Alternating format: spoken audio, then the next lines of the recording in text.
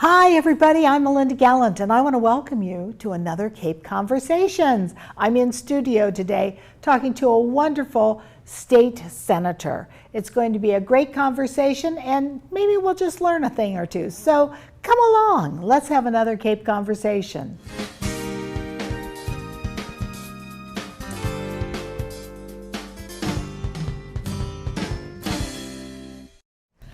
Hi everybody, Melinda Gallant here, and I have a wonderful guest today. Oh my gosh, she is our state representative, correct?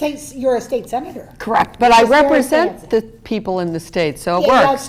That's true. And you represent the Barnstable County, this part of Barnstable County. I've got Falmouth, Sandwich, and Bourne.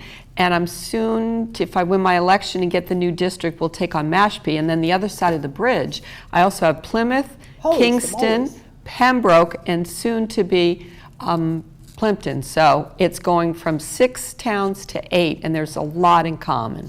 There's a lot in common, but they're a lot different. Anyway, I am here with Sue Moran, who's telling me all about herself already. So Sue, how are you today? You know, I am really energized.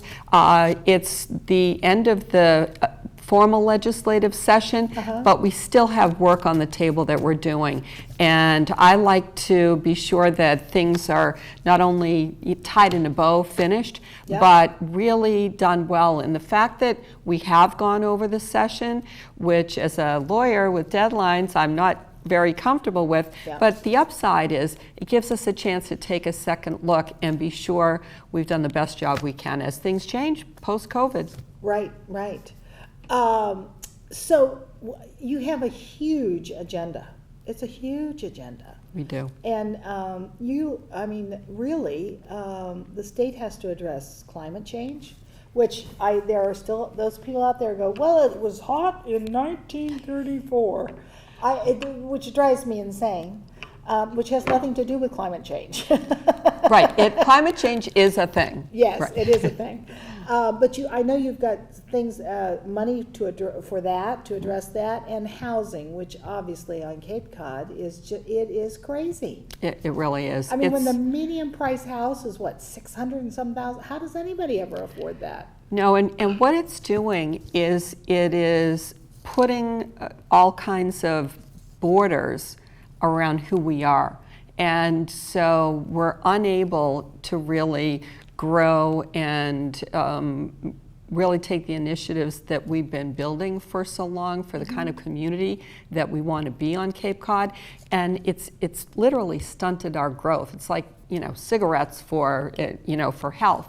And so what the delegation is doing, and Senator Sear and I are leading on the Cape, is really try to look at it differently. The governor's bill put in some tools for towns to be able to pass housing projects a little bit easier. And when I say projects, I'm talking about places where when we hire fire people, which many municipalities are doing right now because they're growing, there's a place for them to live with their families.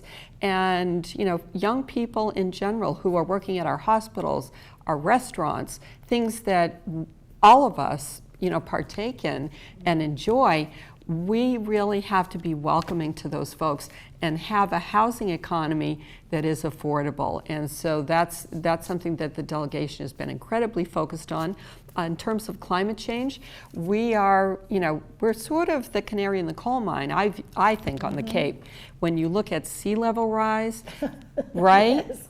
Well, if I had a home in Provincetown that wasn't up on the hill, I'd be very concerned. Oh, absolutely. And in Falmouth, in Sandwich, miles and miles of beaches, and the roads to the beaches are getting encroached upon. Right. And so the Hobson's choice is, do we throw millions into sort of an eroding bucket, or do we get smarter and figure out ways to adapt and change?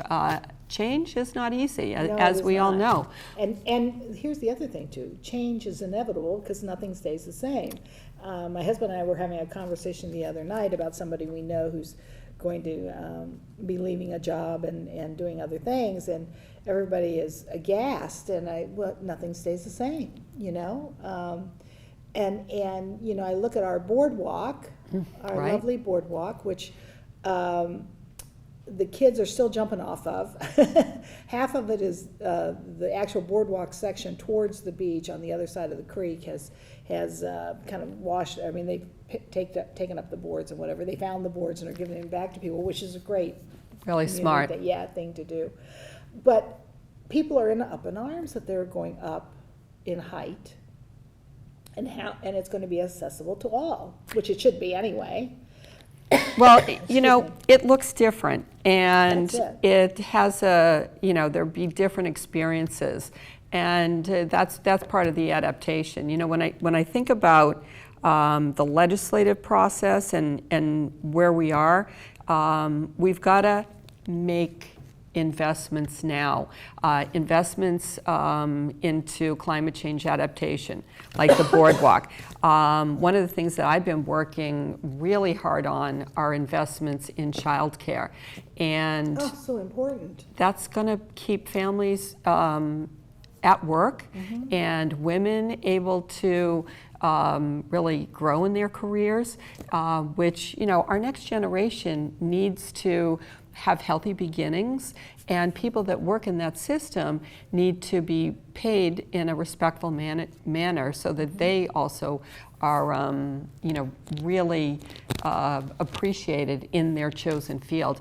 And all of that is going to not only create a more healthy, adaptable, productive generation, but it's going right now to bring families to the Cape so that we can have a sustainable economy.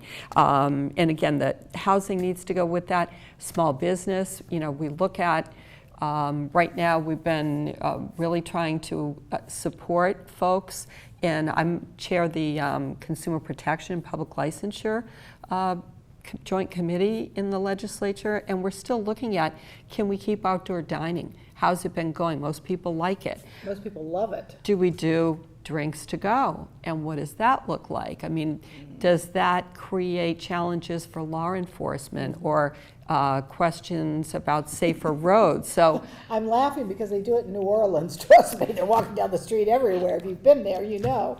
So, yeah, and outdoor dining is so important. It really is, I think, to the restaurants. I do have a question, though. So, you know, it's been a tough summer. There are tons of people here. Restaurants are making money. right. You know, I'm involved with a lot of theater things. Most of the theaters aren't selling out. Even the movie theaters aren't selling out. It's just very strange. It's like people don't want to be indoors. And the the box stores are less used. The malls are less crowded. You know, I think that we're really going to see sort of a slow adaptation to this, and I worry about those businesses. And we are, you know, we're doing still some supportive work in terms of trying to be sure that businesses do have the tools that they need to go forward. That's, you know, I think that there are going to be long-term changes that from COVID, some of which we appreciate, some we don't. I mean, bigger things that we're doing, sports betting. People have wanted for a long time. Do you worry about that? So, I mean, you know, we have casinos now. right, and I've worked as a lawyer with casino development, and certainly oftentimes the community is concerned about negative element that comes out of that, or that there may be addiction issues that get more challenging. Well, one thing that the Senate did that's a little bit different from the House was really keep a lid on the college aspects of it so that young people aren't as exposed to. So there's no college betting. Exactly. So except in playoffs, I think that was the compromise. We look at some of the public health things that the Senate in particular has done. We, you know, with the abortion crisis nationally, kind of lots of disagreement. So one of the things that the governor sign that the Senate put forth originally, and also the House, is to protect providers, so and also college students to have accessibility, and to really look at gender affirming care to also be protected. Massachusetts has had a long history of progressive views in all of that regard. So that's something that we're going to continue to protect. I'm kind of looking at the end of our cycle. Some of the things that we put forth in the budget, I want to pick out Sandwich in particular. The Sandwich Police Department done an incredible job. Chief Wack has been so innovative. I did some funding for mental health responses. We've looked at for the last, almost 2 years now, really bolstering funding for police departments, and not only to assist them in their job in dealing with folks who have mental health challenges, but it's hard working in the department where you deal with those challenges. And so also to support the officers themselves, and then the climate change aspects, storm equipment, we've been funding generators on the Cape, unmanned aerial vehicle response for the fire department. The Sandwich Fire Department has been, just a rock star in terms of COVID. Unbelievable. For municipal employees, right there first, knocking on our doors, we want supplies, we're going to do this, we're ready to do this. And to have a because chief. Of our fire chief, who has a master's, I think, in public health. And sort of studied pandemic responses. Right. Makes so much, and he teaches it. So he was, I don't know if he's still doing it now that he's chief. But. Unbelievable. And really caring about the community in equal attention to the folks that work in the department. And that's a model that we should be using all going forward. Don't you think that right now, though, there is kind of a malaise? I'm going to say it's across the country, only because I'm originally from Ohio, the Midwest. I'm going to go back there shortly to have a girls' reunion. That ought to be interesting. Oh. We're getting the girls of '67. That's awesome. We're going to have some fun, I think. But I really feel like there's a malaise. It's like, there's inflation. Well, we just found out today that guess what? Inflation's going down. Oh my gosh. And gas, they say in a couple of weeks, if not less than, it's going to be below $4 a gallon. And yet everybody is like, oh, they're like Eeyore. Oh, the world is awful. What are we going to do? The government is awful. Everybody's awful. I don't know how you pull yourself out of that. I don't know how you change those attitudes. My view is that, first of all, completely understandable, because what happened to all of our communities with COVID is that we were sort of victimized. There was something that came upon us that we didn't understand very quickly, that we couldn't stop very quickly, that we had kind of a wonky state response to, because the public health system that was in place municipally, that's vibrant, really wasn't in line with the governor's first start at how to get supplies out to folks. So we really, and it's been exhausting because it's still here, and we kind of don't know. Yes, we've had vaccinations and we can mask a lot less and we can look at the numbers, but it's still here. And I think what we need to do is recognize that and pull ourselves up by our bootstraps. And it's the community leaders, me, the delegation, the administration, the town folks, who have to lead in that. Folks who are like you are leaders in your community with the arts, and I think we just really have to bring people together and not be divisive, not keep anyone out of the tent. We have to bring people together and say, I care about your well-being, even though we may disagree on issues, and how do we get to how do we get to a middle ground? And if that's a difficult conversation, well, how do we make things better in the meantime. And I think that if we can bring the energy to that aspect, then I think we can find a comfortable new world, you know, a new happy place to be. And it's self-generating, right? Because when you start to feel a little bit better, it's kind of like after you have the flu and you get better, you're like, wow, I could hardly remember how great, you know, everything is. And we really have to spread that around. I know it sounds a little utopian, but, you know, I have the energy to do that. And I see lots of people around me who do, and we've got to help those. There's no doubt that you have the energy to do that. I'm serious. I think you do. I guess my question is, though, we've had one terrible 2 years of COVID. But what are we going to do for the next one? I mean, are we ready for the next one?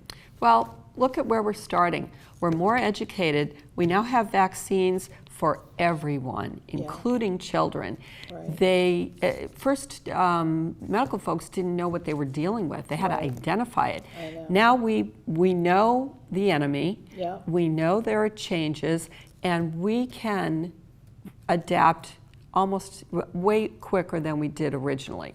And so there are going to be more enemies. There are going to be, even climate change aspects. Sure. We've, flooding that's taken place across the country, across the world.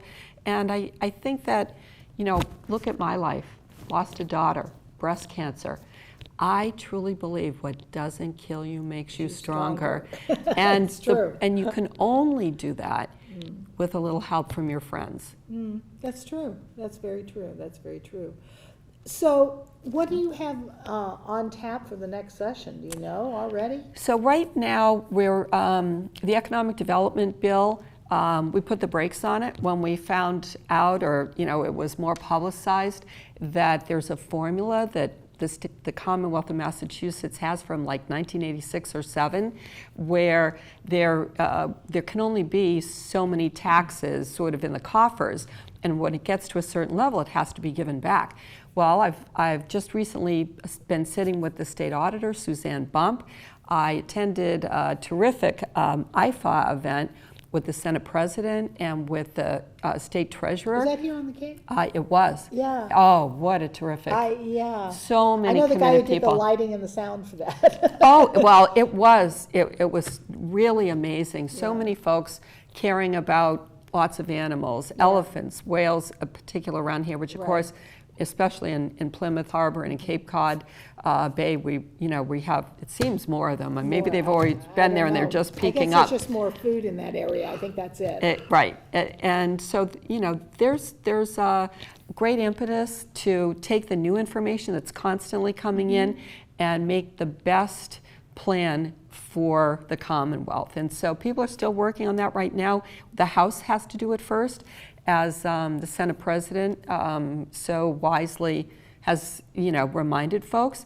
And every single senator that I've spoken with is anxious to finish the work. So as soon as the House gets their piece done, we're here and ready. So and I think it'll be a better product.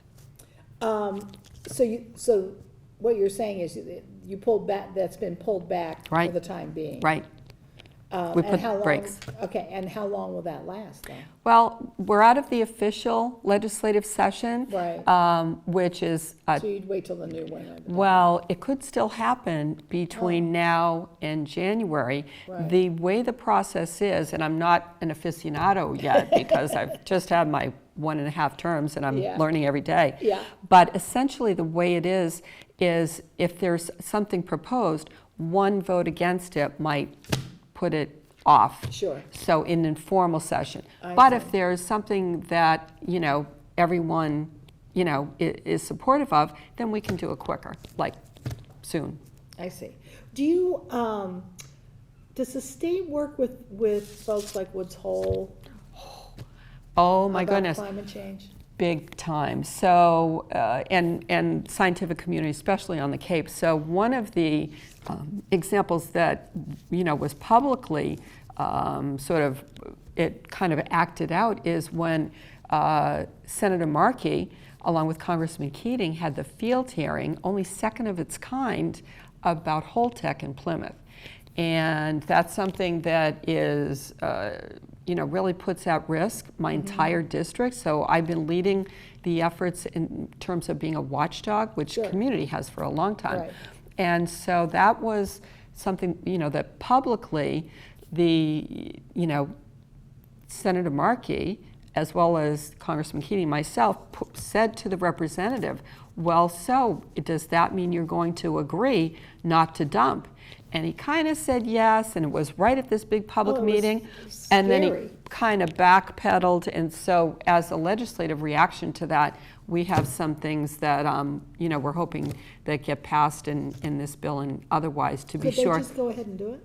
Well, not right now, because the EPA has come out firmly to say they would need to renew the permit. And that was something that I think this hearing spurred people to put out their positions right away. The nuclear regulatory authorities were kind of soft, and we're trying to shore them up. And so right now, they couldn't do it without further action. And my bill would put the cost of analyzing whatever the stuff is they want to put in the water, the cost on the corporation, not on the taxpayer. Well, it shouldn't be on the taxpayer, for sure. It's their stuff. Right? I mean, what is scary about that, though, is what it would do to our bay. Our bay, the animals in the bay, the food that we take from the bay, I mean, women can't eat swordfish if you're pregnant because of the mercury. Exactly right. So let's make it radioactive now. Exactly. It's common sense, right? I know. Well, it isn't very common, though. My father used to say that common sense is not very common. And when you find it, latch onto it, because they're few and far between who have it, and I really think that's kind of true. I do too. So in that regard, it's stopped for the moment. Right. Right now, there's an agreed sort of status quo. I gotcha. And the community group that meets in Plymouth is every month taking more and more information and status reports. Excellent. So we have good information flow, which was lacking for a while.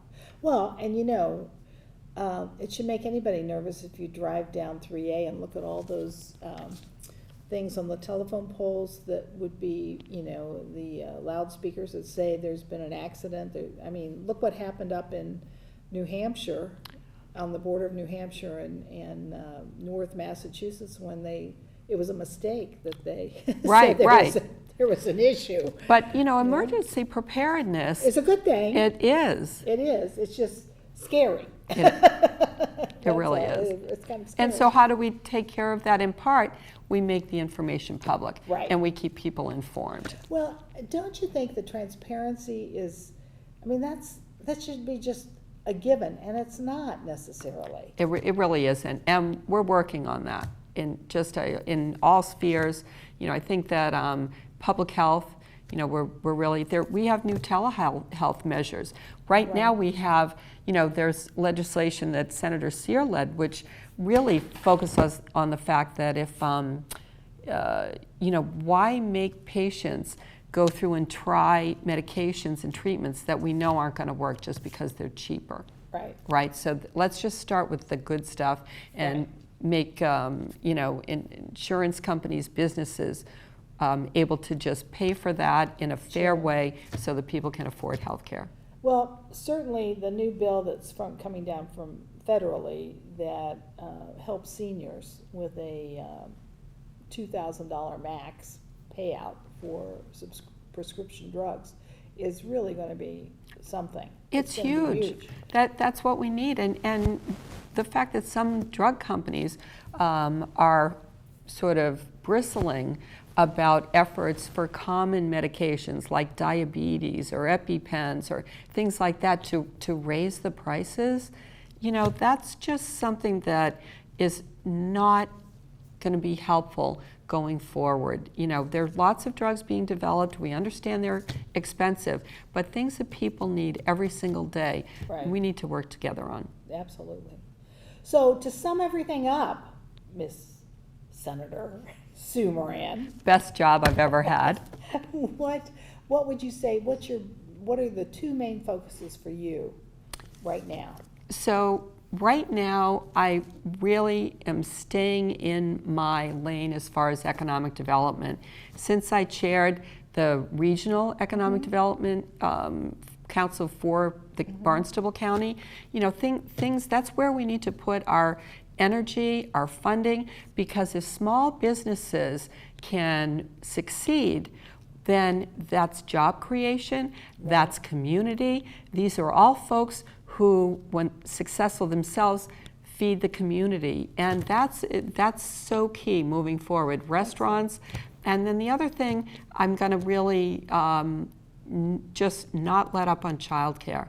I look at that as well as an economic development bill. Well, it is. It's part of it for sure.